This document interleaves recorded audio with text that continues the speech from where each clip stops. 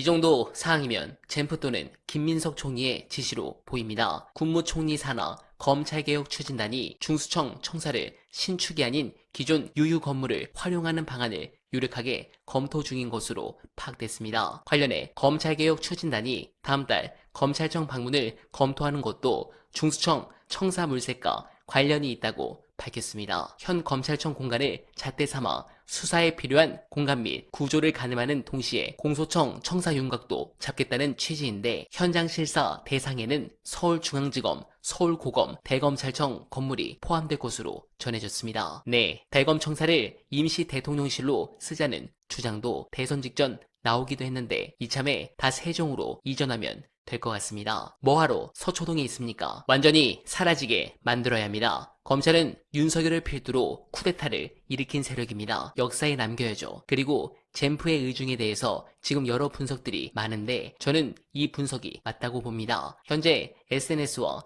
커뮤니티에서 큰 화제가 된 분석 끝까지 들어주시고 여러분들의 생각 댓글로 부탁드립니다.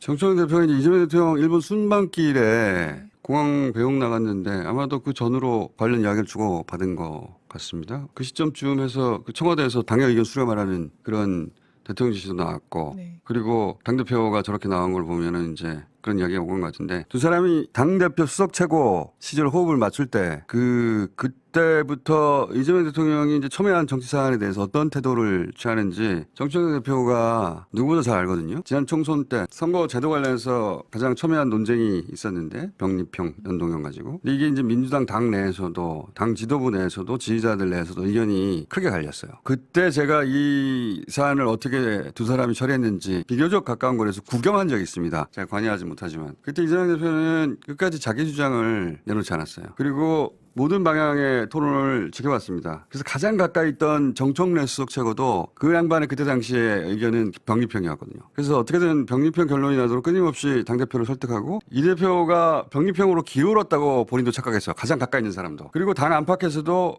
그게 민주당에 유리한 큰 정당에 유리한 방안이었거든요. 그래서 병립형으로 결론이 날 거라고들 언론이 다들 전망하고 기사도 났는데 근데 이재명 대표가 선거 직전에 연동형을 발표합니다. 그 결과가 이제 조국 혁신당의 탄생이고 총선의 탄생이었는데 굉장히 특이한 방식이에요. 보통 권력은 자기 내심을 결론으로 만들려고 중간이 맞춰주기를 원해요. 근데 이재명의 스타일은 완전히 다릅니다. 내부에서 이렇게 첨예한 사안이 내부에서 논의가 이루어질 때 네.